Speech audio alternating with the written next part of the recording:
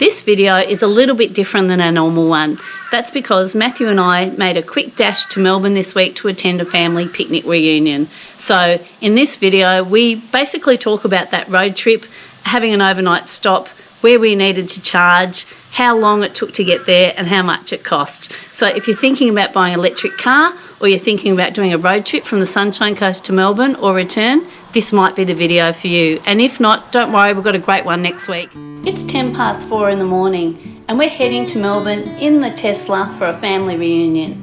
Maddie and I will be taking turns to drive because Paul had to stay home because we're having some work done on the house and he needed to be around.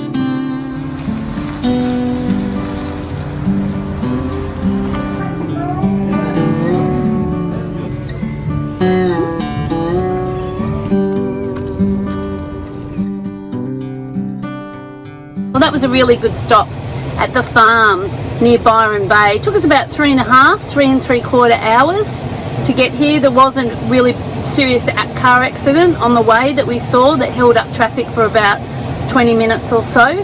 But off now, next stop, Coffs Harbour, and we're filling up to 80% and then we're going to get going. So here we go, we've just arrived in Coffs Harbour and we've pulled over at a Charge Fox electric vehicle charger, and it's behind the Gloria Jeans here in Coffs Harbour. It took us about 2 hours 20 minutes from the farm near Byron Bay, and we will have to pay about 40 cents a kilowatt I think for this one, but the last one was free, so that's not bad, is it? We had a great run. It was 110 kilometres all the way. The roads were fairly quiet. Might have something to do with it that the price of petrol right now is so expensive. We did go past a couple of places and it's around the $2.40 per litre for unleaded petrol, so perhaps that's the reason.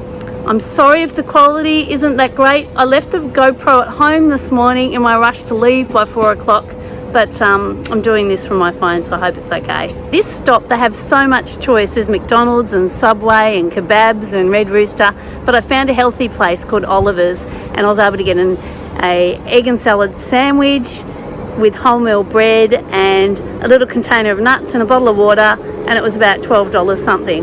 So I've just come back. This charger is super fast. I've only been gone like 5 or 6 minutes and it's going at 125 kilowatts an hour. And when we came here, we only had about 16% charge left. And now, let's see, what's it up to? It's up to 53% already. Here we go, another stop. An hour and a half later, we've driven from Coffs Harbour to Port Macquarie. And we're using another free charger. We started with 55% at Coffs, and we've arrived here in Port Macquarie an hour and a half later, about 150 kilometres later, and we had, I think, 17%. So quick top up, cup of coffee, bathroom stop, and then back on the road.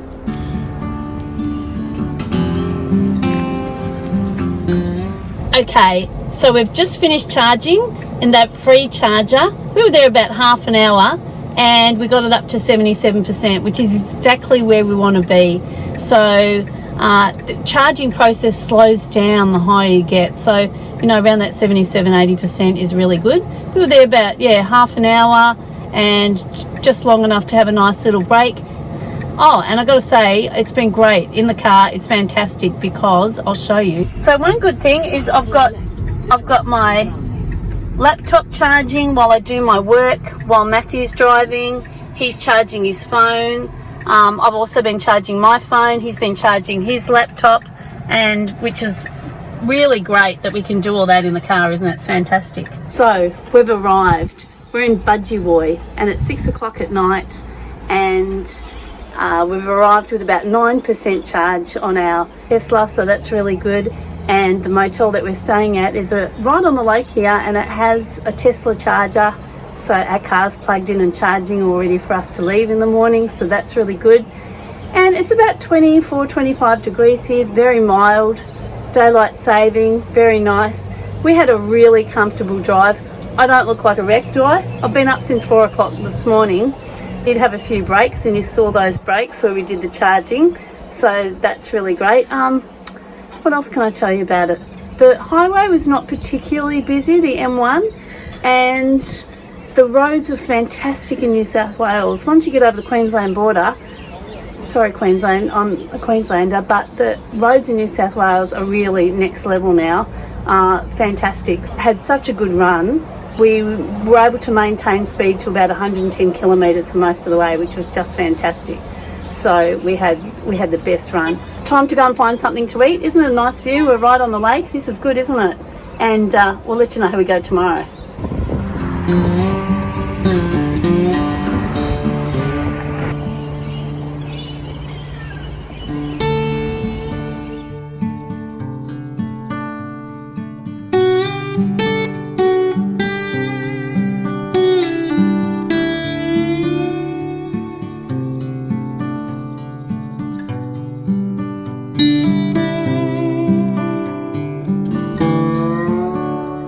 So we had a great drive today. We've driven from Budgie Way. We stopped at the entrance, which was only 15 minutes further south, and got a dollar coffee from 7-Eleven. And then we kept driving all through Sydney. We didn't take the toll road. Because we left at about 5:10 in the morning, we've arrived here 2.5 hours later in Mittagong at another free NRMA charger. So we had a great drive, I gotta say. This car is beautiful to drive in. It just does all the work. It takes all the stress out for you, maintains the speed limits all the time, and so you get the best efficiency on your battery. So arrived with about 46%, 47%, going to top it up to 70%.